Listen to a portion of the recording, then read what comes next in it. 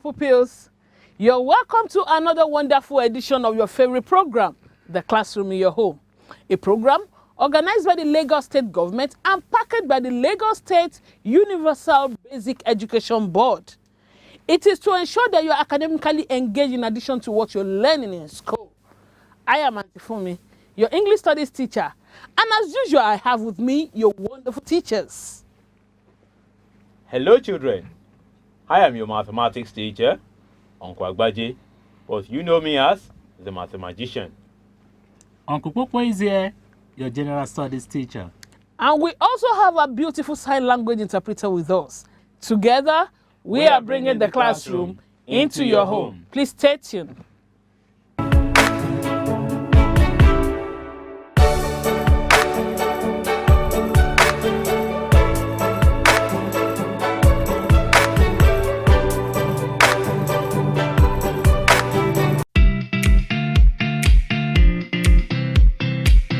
Hello pupils, you're welcome to Auntie Fumi's class. In our English Studies lesson today, we'll be looking at a very interesting topic, and that is homes and sounds of creatures. Yes, we're talking about our creatures, the different creatures we have, where do they live, and what sounds do they make. But before we go into that lesson, I want to appreciate as many of you that submitted your poems. Yes, so many interesting poems. Good job, you. Well done. I celebrate you with a cheer. Now to the learning objective for today's lesson. I said we're going to look at homes and sounds of creatures. By the end of today's lesson, you should be able to say the sounds and homes of some creatures. You should be able to say the sounds and the homes of some creatures. You know some creatures around you? Okay, let's look at where they live and the type of sounds they make. Are you ready? Your writing materials are with you. Good.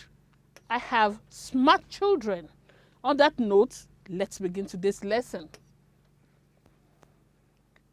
The first creature we're going to look at is the bee. B-E-E, bee. Have you heard about the bee before? Yeah, that small insect that stings. That's the bee. What sound does it make? It hums or buzzes. It hums or buzzes. And where does it live? A bee lives in a hive. H-I-V-E, hive. A bee hums or it buzzes, and it lives in the hive. Now, there is a creature that we refer to as the king of the forest. Yes, that is the lion. Lion. What sound does a lion make? A lion roars. Yes, the sound of a lion is called a roar. R-O-A-R. A lion roars, and it lives in the den, D-E-N, den. A lion roars and it lives in the den. Are we together? Now let's look at the bird, B-I-R-D, the bird. The bird sings, a bird whistles. And of course it lives in the nest, N-E-S-T. It lives in the nest. A bird sings, a bird whistles, and it lives in the nest. Good job, you. Now let's talk about the male hen. We call the cock. The cock. What sound does it make? A cock crows. Yes, a cock crows. Where does it live? It lives in the coop. C-O-O-P, coop. That's where a cock lives. Oh, you're saying a cock lives in our house. Fine. Wherever a cock lives is known as a coop. A coop, yes. What about the cow? The big cow. Yes, the cow we use for our festivities. Yes. The wedding, the burial. Yes, that cow. The sound it makes is called low. A low. A cow lows and it lives in the bar. It lives in the bar. B-Y-R-E, bear. What about the dog? Yes, everybody knows that a dog barks. Yes, the sound made by a dog is called barking. It barks. And a dog lives in your house. Yes, I know the dog lives in your house, but where it lives is called a kennel. Yes, it is called a kennel. What about the fish? Of course, we all know that fishes live in the water. What sound does it make? The sound is called M. E-M, M. Yes, that sound. Oh, you don't hear any sound. Fishes do make sounds. And that sound is called M. E-M, M. So, a fish lives in the water and the sound it makes is called M. What about the hen? H-E, hen. Yes, hen. It cackles. That is a cackle. Hen cackles. And they also live where the cock lives. We said it before. And it is the coop. C-O-O-P. Coop. What about the horse? The horse. H-O-R-S-E. Horse. The horse makes a sound which is known as neigh. N-E-I-G-H. Neigh. The horse neighs and it lives in the stable. The horse neighs and it lives in the stable. What about the mouse? The mouse. You know the mouse? Oh, you have them all around you. Okay. The mouse squeaks. The sound is known as a squeak. Mouse squeaks and it lives in the hole. A mouse squeaks and it lives in the hole. Are we together? Well done. What about the creature known as the owl? O-W-L, owl. The sound it makes is called a hoot. An owl hoots and it lives on the tree. An owl hoots. H-O-O-T-S. It hoots and it lives on the tree. What about the pig? You said, you don't like to stay anywhere close to the pig because they're dirty. Good. That's a pig for you. The sound a pig makes is called a grunt. A pig grunts and it lives in the sty. S-T-Y, sty. A pig grunts and it lives in the sty. What about a pigeon?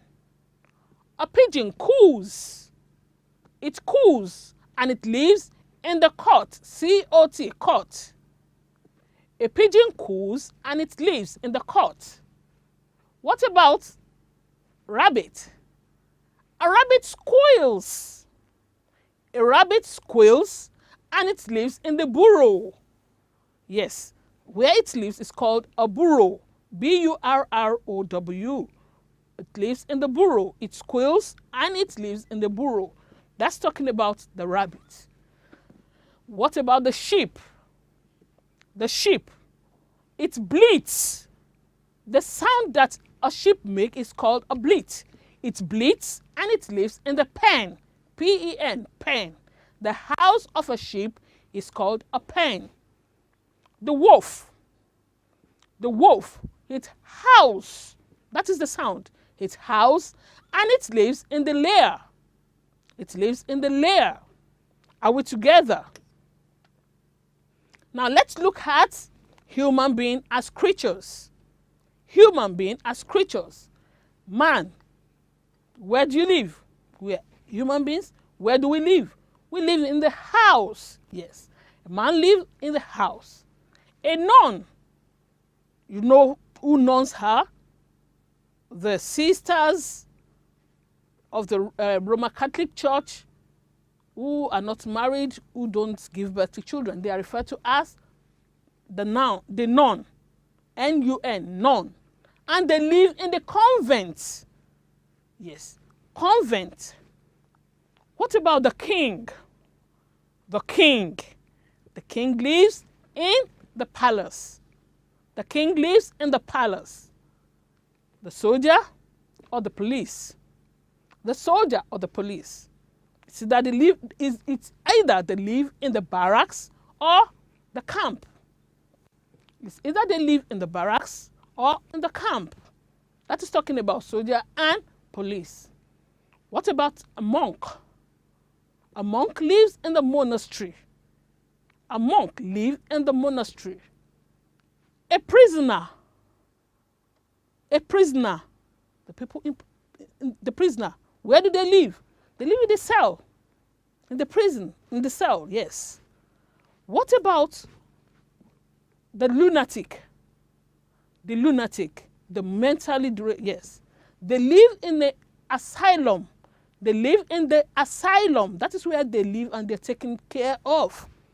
And for a convict, somebody that has been found guilty of an offense, where do they live? In the prison. In the prison. A prisoner lives in the cell. A convict lives in the prison. Are we together? Did you enjoy the lesson at all? Today we have been able to look at homes and sounds of creatures. We looked at the sounds creatures in form of animals make, where they live, and where human beings live too. Yes. So it is activity time. For your class activity, you are to name the homes of the following creatures. Name the homes of the following creatures. A monk, a king, a nun, and a convict. Where do they live? I give you the next 20 seconds to write just the answer. And your time starts now.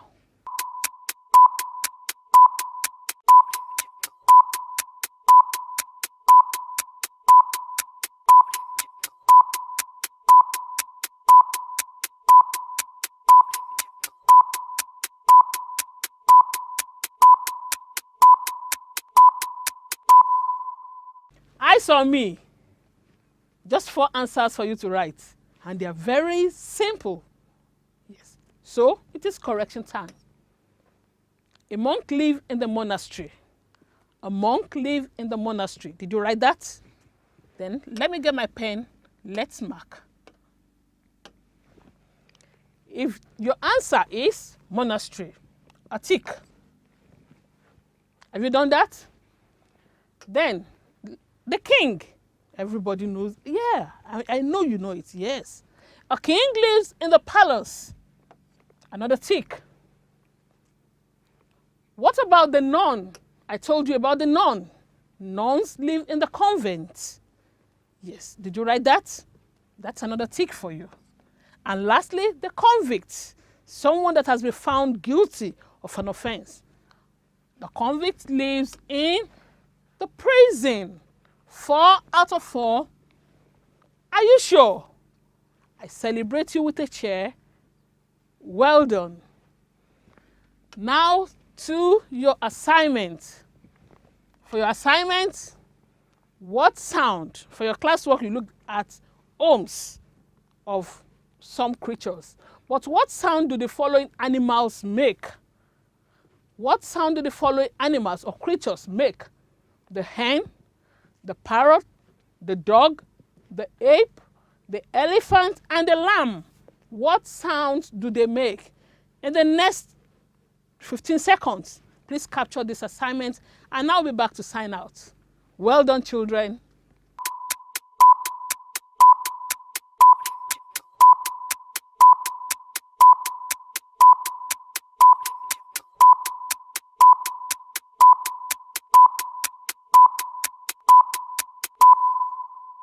Well done. Don't forget that when you're submitting your assignment, it is a must for you to indicate your name, your school, your class, your local government education authority. That is the only way by which you can be identified and rewarded accordingly by Lagos Subeb. So, on that note, I say that's it for today. We have come to the end of the English Studies lesson for today. I hope you had fun learning the home and sounds of some creatures. I did too. At this point in time, I want to hand you over to the mathematician, Uncle Agbaje, for another beautifully packed mathematics lesson. Before I go, I will always reiterate that I am proud of you. Bye.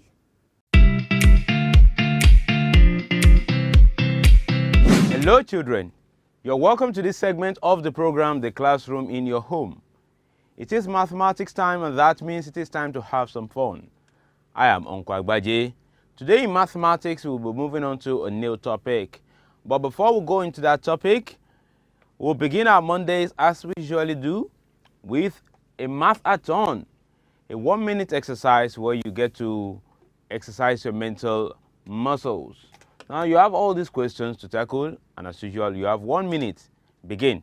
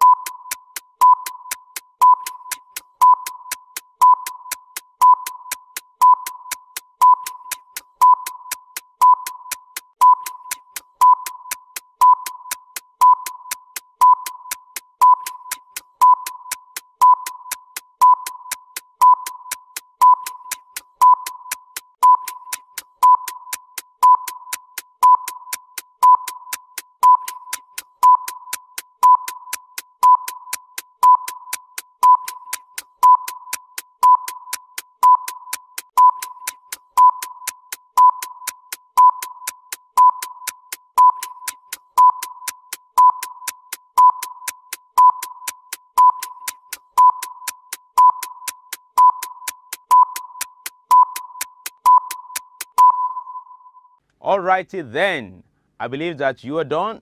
You found everything very easy. Let's look at the answers. 14 plus 15, of course, is 29. 15 plus 13 is 28. 27 plus 34 is 61. 13 plus 44 is 57. And like that, we have 10, 24, 6, 27, 72, 42, 108, and 88. Did you get all correctly? Well, excellent job you, my friend. If you did or if you got very close, you need to keep improving your mathematical ability. Trust me, with practice, you'll get there. Now, what's the topic for today? Today, we will be looking at the concept of speed. I'm sure you've come across the word speed. You think some of your friends are speedy. They can run very fast. Well, we'll look at what speed means in mathematics today. But we'll begin with a correction to the previous homework, which is our usual practice. In the last lesson, you were asked to solve this. A lorry carried 7 baskets of kola nuts. 2 of these baskets weighed 21 kilograms, 90 grams, and 26 kilograms, 400 grams. These are the masses of the first 2 baskets. Now, each of the other 5 baskets weighed 20 kilograms, 350 grams. You have to find the total mass of all the baskets of kola nuts. Well, this should be easy for you. We know the weights of the masses of the first 2, so we have to find the combined mass. Then we know the mass of each of the remaining 5. Let's do the combined mass of the first 2. The first basket has a mass of 21 kilogram, 90 grams. The second basket has a mass of 26 kilogram, 400 grams. So we're going to add them together. We have 490 grams and 47 kilograms. I believe that you got this right. Now we're going to find the combined mass of the next 5 baskets. So if one basket has a mass of 20 kilograms and 350 grams, then 5 baskets means that we have to multiply these by 5. And so as usual, we'll multiply 5 by the number of grams that you have there, and we'll get 1,750 grams. I won't waste time with the multiplication because I believe you've done this. Then we're going to multiply 5 with the number of kilograms, and we'll get 100 kilograms. But remember that the grams part now has an extra 1,000, and 1,000 grams make 1 kilogram. So I'm going to bring this 1,000 grams and bring it to the kilogram part. I'm going to have 101 kilogram. But that is just the mass of the 5 baskets. Now I'm going to add that to the mass of the 2 baskets earlier. The 2 baskets gave us a combined mass of 47 kilograms, 490 grams. And the 5 baskets gave us a combined mass of 101 kilograms, 750 grams. So we're going to add 100 grams and kilogram. 100 grams part, we get 1,240 grams. But of course, there is a a spillover into the kilogram part because we have 1,000. So what we need to add we need to carry that 1,000 grams to the kilogram part, and that is 1 kilogram. And when we add this, we have 1 plus 47 plus 101, we'll get 149 kilograms and extra 240 grams, and that is the total mass of the 7 baskets. Is that what you got, my friend? Excellent job, you. I will celebrate you as usual with a chair.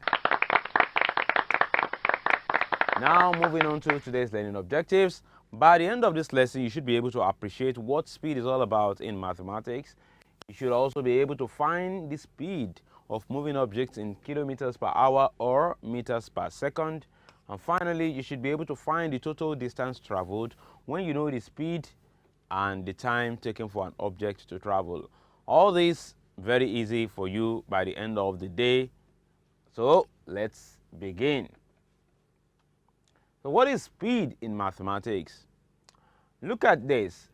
Umar and Z ran a race. Umar ran 800 meters in 5 minutes and Z ran 320 meters in 2 minutes. Now, who is the faster of the two? Is it Umar who ran 800 meters in 5 minutes, or is it Z who ran 320 meters in 2 minutes? Which of them is the faster? Well, before you start postulating about who is faster, is it Z or Umar? You say, oh, Umar ran 800 meters, that makes him faster. Well, you can never be too sure. But by the end of this lesson and the subsequent lessons on speed, you should be able to answer this question easily. So keep this frame at the back of your mind. We will be coming back to it. But for now, let's look at what speed means. In mathematics, when we talk about speed, speed is the total distance that an object, any object that can move, the total distance that the object is able to move in 1 unit of time. And that unit of time can be in 1 second, in 1 minute, or in 1 hour. If you are able to find how much an object moves in 1 second, then you have found its speed. If you are able to find how much distance an object covers in 1 minute, then you have found the speed. If you are able to find how much distance an object covers in 1 hour, then you have found the speed. My friend, it's as simple as that. So when they say you should find the speed, just tell yourself that is the distance traveled in 1 minute or 1 second or 1 hour. If that is clear, let us move on. Now, moving objects really maintain the same speed throughout the duration of travel. Imagine when you drive, your daddy drives the car out of the house, he goes at a slower speed, but when he gets onto the expressway, he moves faster, and when he gets closer to work, then he slows down. The speed is not usually the same throughout the journey, but when we want to find the overall speed, we call this the average speed. So in this lesson and in subsequent lesson, we will be using speed and average speed interchangeably. For now, they mean one and the same thing. So keep that in mind as we go. The common unit of measuring speed is the kilometers per hour. Per means 1. The number of kilometers traveled per hour means the number of kilometers traveled in 1 hour, or the number of meters traveled in 1 second. So we will be measuring speed in kilometers per hour or meters per second. Now we will find the speed of objects in kilometers per hour and meters per second. Let's look at an example. This example says if an aeroplane travels a distance of 2,800 kilometers in 5 hours, what is the average speed? If an aeroplane travels a distance of 2,800 kilometers in 5 hours, what is the average speed? Well, don't forget, my friend, that I said that the speed or the average speed is the total distance traveled in 1 unit of time. And in this case, the time is given in hours. So all we have to do is to find out how much distance this aeroplane covers in 1 hour, and we have the speed, because that is telling us how much it is moving per unit increase in time. Okay, big grammar.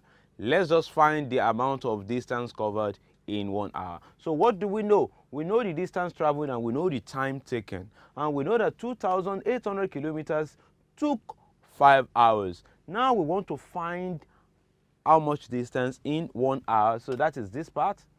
Okay, so we'll be working, our working will be on this side. We want to find for 1 hour. So this previous number of hours and days are in the ratio 5 to 1 or 1 to 5, and now it is decreasing. So we have to decrease this distance as well in the same ratio. We have to decrease this distance in the ratio 5 to 1 or 1 to 5. And now when we are decreasing in ratio, we'll put the smaller number on top. And that is why we'll have 1 over 5 multiplied by 2,800 kilometers. And this is exactly where we're going. When we are able to solve this, we will have found the distance traveled in 1 hour. But of course, we can solve this. We have done this under multiplication. So let's see. So 5 goes here, 1. 5 goes in 28, 5 times. Remaining 3, 5 goes in 30, 6 times. And 5 goes in 0, 0 times. Now 1 times 560 is 560. So what that means is that in 1 hour we would have traveled 560 kilometers. So the speed is 560 kilometers in 1 hour. But how do we write this out? We write it as 560 kilometers per hour. 560 kilometers for 1 hour means 560 kilometers per hour. So when somebody asks you to give the speed, you don't say 560 kilometers. No, that is just the distance. You have to relate it to the fact that that is the distance traveled in 1 unit of time. In this case, 1 hour, 560 kilometers per hour. Okay, so let's see another example of the same type.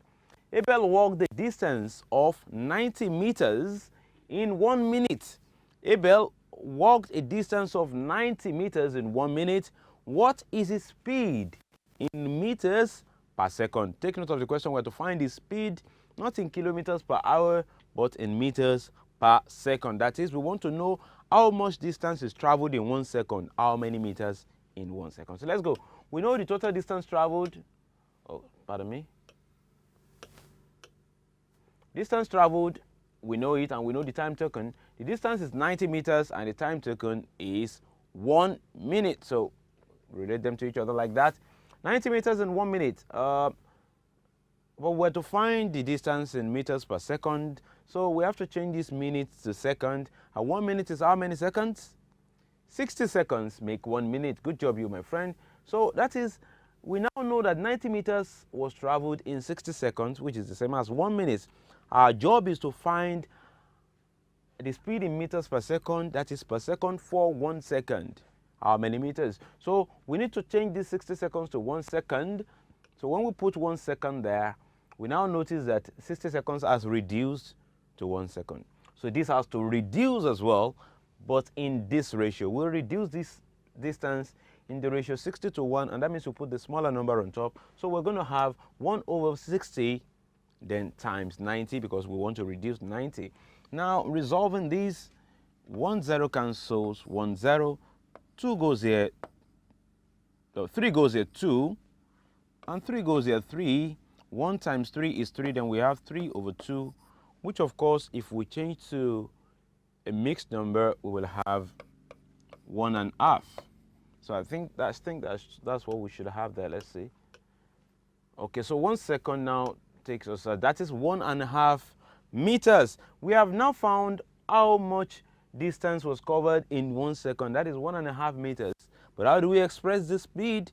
We write it by saying the speed is 1.5 meters per second, because 1.5 meters was traveled by Abel in 1 second, another 1.5 meters in 1 second, another 1.5 meters in 1 second, and by the end of 60 seconds, he had traveled 90 meters. I believe this should put things in proper perspective for you. Let's test whether you're flowing with Uncle Agbaje so far. You have one question of your own to tackle. This says that an aircraft traveled 5,040 kilometers in 6 hours. You have to find the average speed, and you should find it in kilometers per hour. That is for 1 hour. You have 1 minute. Begin.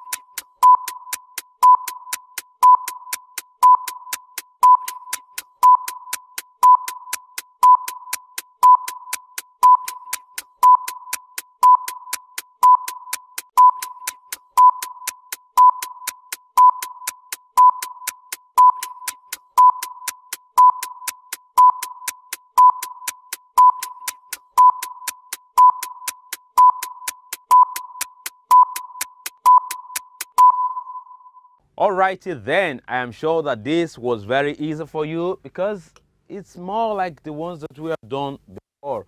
Finding the speed in kilometers per hour, we know that the distance traveled is 5,040 kilometers and we know that the time taken is 6 hours. Now we want to find for just 1 hour. So that means that on the hour side, the time side will change this to 1 hour. And so we are reducing this to 1 hour. We have to reduce this as well, but in this ratio because these are in the ratio 1 to 6. And when we are reducing, we'll put the smaller number on top. That is 1 over 6. Then we are reducing this one. That is 1 over 6 times 5,040 kilometers. And when we are able to solve this, we would have found the speed per hour. So let's solve this quickly. 6 goes here 1, 6 goes in 50, that's 8 times, remaining 2. 6 goes in 24, 4 times. 6 goes in 0, 0 time. And so we have 840 kilometers. Let's see whether that is correct. So in 1 hour, we'll have 840 kilometers for 1 hour. And since we have to find the speed in kilometers per hour, then we have gotten the answer. The speed is 840 kilometers per hour. You will see now that this subject of speed is one that is very, very easy. Alrighty then. But then, sometimes it may not be the speed that we need to find. We may know the speed and we want to find the distance, or we may know the speed and the distance, we need to find the time taken. This is no problem, my friend. We can solve it much in the same way as we have solved this, using what we have to get what we want. Let's look at an example of this.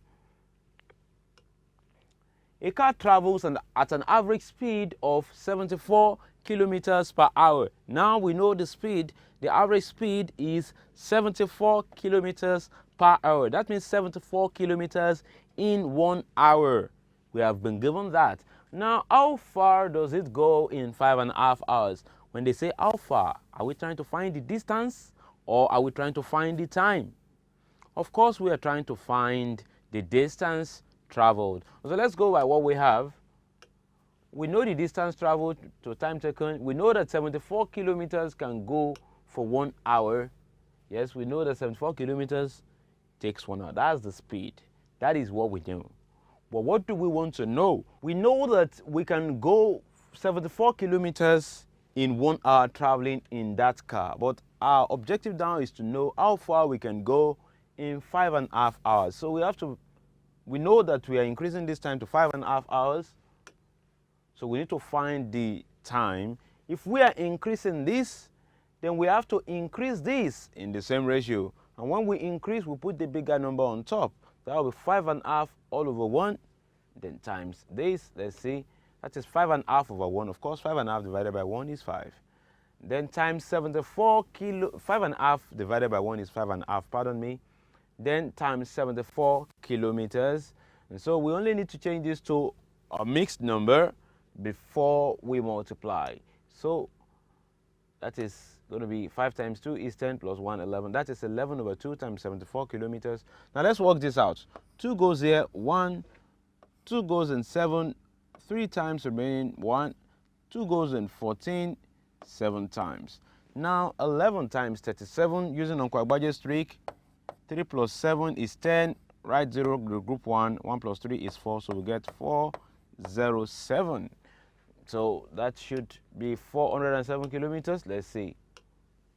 So 5.5 hours will have 407 kilometers. And so that means that in 5.5 hours, following the same speed of 74 kilometers per hour, the car can travel 407 kilometers. So now we are finding the distance. I'll give you an assignment that will require you to find the time taken when you are given the speed.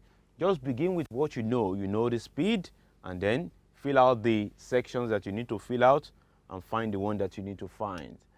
So the car travels at a distance of 407 kilometers in 5.5 hours. So what is the summary? The summary is that speed is the total distance traveled by an object in 1 unit of time, that is in 1 second or in 1 minute or in 1 hour. And to find the speed, there are 3 parameters that work together. We need to know the distance, the time, or the speed. These 3 parameters are very important when we are working with speed. The common unit of measuring the speed is the kilometers per hour, which as from the next lesson we will write as km/h, kilometer per hour, or meter per second, which from the next lesson we'll write as m/s. Wherever you see m/s, it means meter per second, kilometers per hour. Now your homework is coming right up. Take it down. You have 20 seconds and I'll be right back.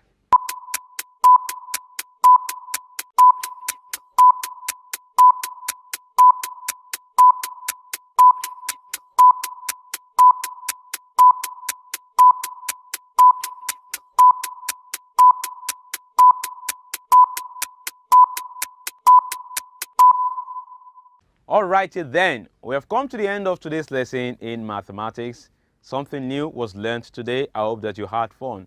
If you are still having problem with speed, no problem. This is not the end of the lesson, but attempt the homework and I'll be back in the next lesson to put you through. For now, I will hand you over to Uncle Popo for the general studies lesson. Till I come your way in the next class, remain wonderful mathematicians. Bye bye now.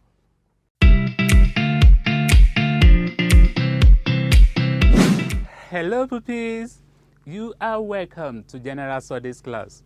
I am Uncle Popo. Let's open today's lesson the usual way we've been doing. Uncle Popo is here. Good, your response is I am also here. We are here together. Excellent, 100% attention. That 100% attention is what I want you to give me in today's lesson.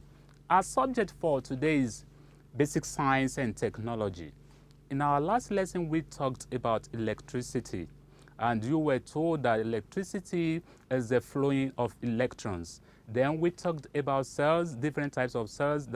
We have the dry cell that we call primary cell because it can be recharged. We also talked about wet cell that we know as secondary cell because it cannot be recharged. So all that we discussed in our last lesson. So we move on in today's lesson. The topic is still under electricity. But before that, let me ask you this question. I want you to just tell me, if it is conductor, you say a conductor. If it is not conductor, you say not conductor. Have you heard of the word conductor in science before?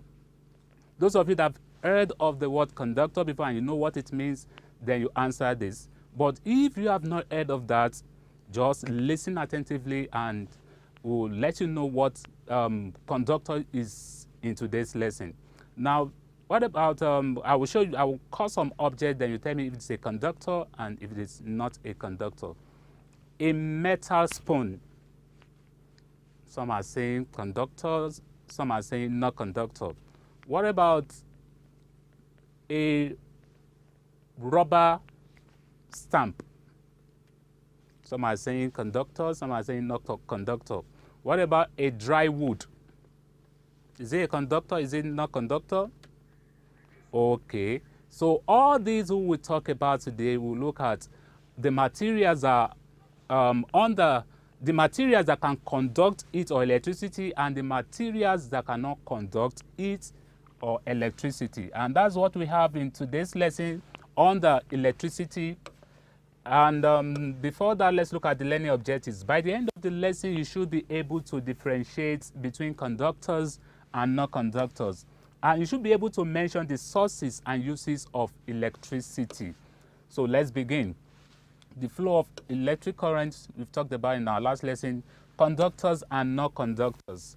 Conductors are materials that allow electric current to flow through them. You know, when I started, I said some of you have heard of the word conductor before, but some have not heard. So when we say conductors, they are materials that allow electric current to flow through them. What do I mean? Just like your copper wire, when you want to pass electric current from one source to another through the copper wire, you can do that because it allows electric current to pass through it. Just like your metal spoon, you know, in any open socket, you cannot use any metal object to touch it. It will pass that current onto you and one may be shocked with that. So that is also a conductor, a metal object, copper wire. We look at more examples that can conduct heat or electricity. In one word, conductors are materials that allow electric current to flow through them. Now let's look at some of the examples of conductors. Like we have copper wire is a good example of conductor. If you look at some of the connection maybe around you, you see that mostly they use copper wire connecting some of them. We have an electric cable, like maybe on your way to your school, on your way to in your street, you will have seen this type of cable before. This is electric cable. It's a good conductor. It's used in connecting electric current. Nail too is an example of conductor because it's a metal. When you use it to touch any electric current, it will conduct it. So nail is a good example. Metallic pot, that's another example of conductor. Metallic pot, because it's a metal, it can conduct electric current. And next one is iron rod. Iron rod too, you can say it's a metal and it's a good example of conductor. Next one is your aluminum kettle. It's also another good example of conductor. All these that I've talked and that I've showed to you, they are good examples of conductors. Now, let's look at what we call non-conductors. When we say non-conductors, what are they? They are materials that do not allow the flow of electric current through them. They do not allow the flow of electric current or heat through them. So non-conductors are also called insulators. They are also called what? Insulators, because they do not allow the flow of electric current through them. What are we saying in essence is that the examples of non-conductors, the materials that cannot conduct it, that cannot connect. Like I told you when I started, that copper wire, we can use it to connect electric current from one source to another. But the materials that I will be mentioning now, they can conduct it or electric current from one source to another. That's why they are regarded as non-conductors or insulators. What are the examples? The first one here, hand glove, rubber type.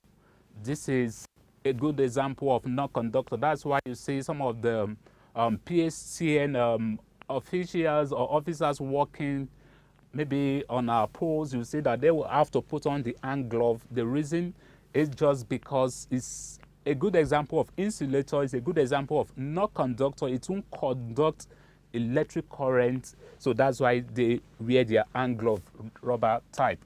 So hand glove, the rubber type, is a good example of non-conductor. Plastic comb, I know you have this, you have different kinds of comb. The plastic comb is a good example of non-conductor. It can't conduct any electricity. Next one is book. Your book is also another good example of non-conductor or insulator. Dry wood. Don't forget, I have it written, dry wood, because if it is wet wood, it can conduct electric current. So dry wood is a good example of non-conductor. Next one is slippers. Is a very good example of non-conductor. It's a good example of non-conductor or insulator. So let's move on to the sources of electricity. Talking about sources of electricity, we have friction. What is friction? Friction is a force that stops movement in between two surfaces. It's the force that prevents smooth movement of one surface over the other when they come in contact.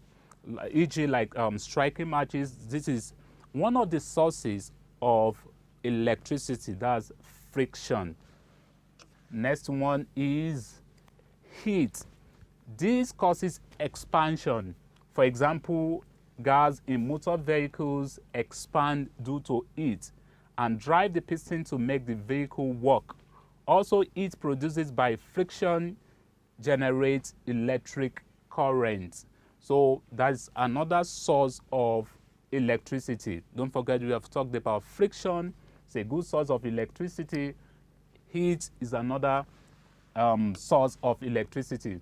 Next one is water. Water is another source of electricity.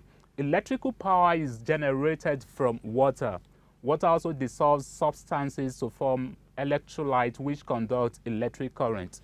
Like we all know that our hydro electric dam, like Kainji Dam, I think that's where the source through which we get our power supply. So it's a good example of, it's a good source of electricity, water. Next one is magnet.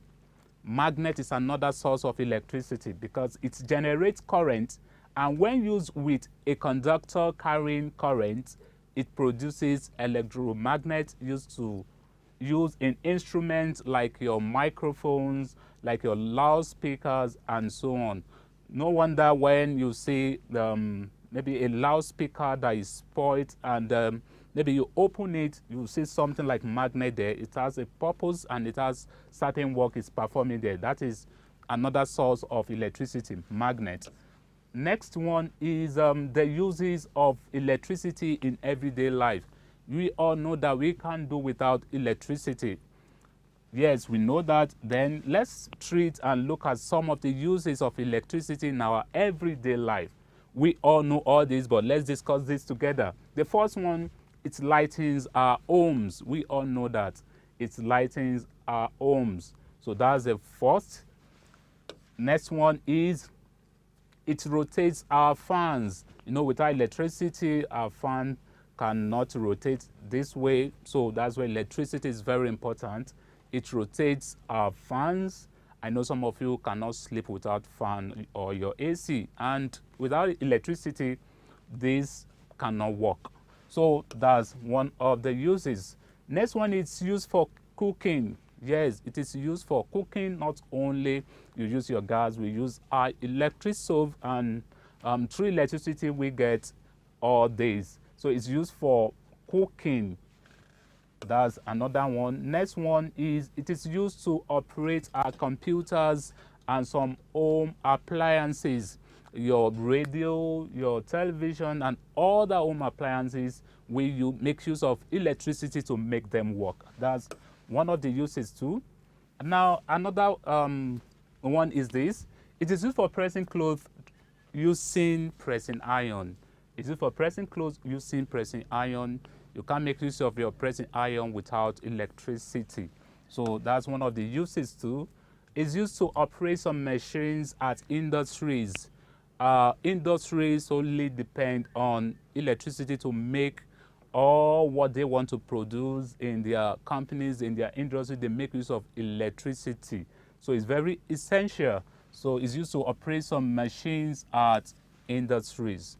So all these we have talked about today. You were told that conductors are materials that allow electric current to flow through them. Examples: copper wire, electric cable, nail, metallic pods, aluminum kettle, and so on. Non-conductors are also known as insulators, and they are materials that do not allow the flow of electric current or heat to pass through them. And examples are hand glove, rubber type, plastic comb, book, drywall, slippers, and so on. Sources of electricity: friction, heat, water, magnet, and the uses of electricity in everyday life. It lightens it rotates our fans. It's used for cooking. It's used to operate computers. It's used for in pressing our clothes, and it's used to operate some machines and at industries. So it's time for evaluation. I have just two questions. The first question: differentiate between conductors and non-conductors. That's what is the difference between conductor and non-conductor. Number two, write 3 uses of electricity in our everyday life. What you use electricity to do every day. So you have just 30 seconds to attempt this. Your time starts now.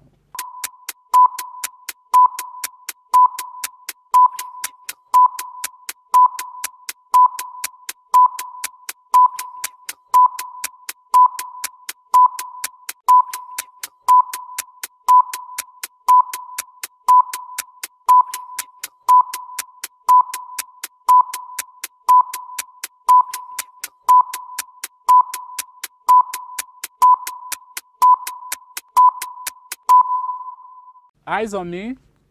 Uncle Popo is there. I believe you are still there, so let's mark together. Differentiate between conductors and non-conductors. Conductors are materials that allow electric current to flow through them, while non-conductors do not allow electric current to flow through them. That's just the difference. Now, number 2, let's write 3 uses of electricity in our everyday life. The first one, it lightens our homes, it rotates our fans, it's used for cooking, it's used to operate computers, it's used for pressing clothes, and so on. You also have some other uses that I have not listed yet that we use electricity to do in our homes. So mark accordingly and rate yourself. We have come to the end of today's lesson. Until next time, next lesson, Uncle Popo says, keep on studying. Bye.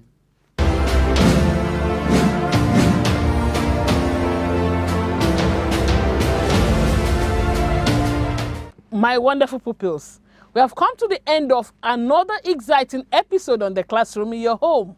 Exciting one indeed it has been for us. We hope that you have enjoyed yourselves because we have had fun bringing new lessons in mathematics, English studies, and of course general studies to you at home. Now remember that you can get the best out of all that we are doing in the classroom in your home with more practice, and that is what's going to make you a perfect person. For this reason, we have structured online assessments for you, which you can access using the link bit.ly/LASUBEB-tests. The link again is bit.ly/LASUBEB-TESTS. Remember, these online assessments are our way of knowing how well you are performing so that we can help you to improve on your performance. Taking the online test is based on if you have access to either your daddy's, your mommy's, your uncle's, or your auntie's Android or smartphones. If not, there's no problem. Just send your comments, your questions, and your homework to 081-5086-5663. Please do not call that line. SMS and WhatsApp messages only. And when you are submitting your assignment, make sure you indicate your name, Your school, Your class, and your local government education authority. That is the only way through which you can be identified and appraised accordingly. did you miss some of the lessons in classroom in your home or any of the lessons today? Do not worry, all these lessons are on Lagos Subeb YouTube channel for you to watch at your own preferred time. Subscribe to Lagos Subeb YouTube channel to get notification when new videos are uploaded. The classroom in your home could be watched live on Facebook, the same time airing on television through the page showing on the screen. Until our next lesson, when we shall meet again on another beautifully packaged edition of the classroom in your home, make sure you do your homework. Wash your hands regularly. keep studying hard, but above all, Stay safe. because at LASUBEB, We leave no child behind.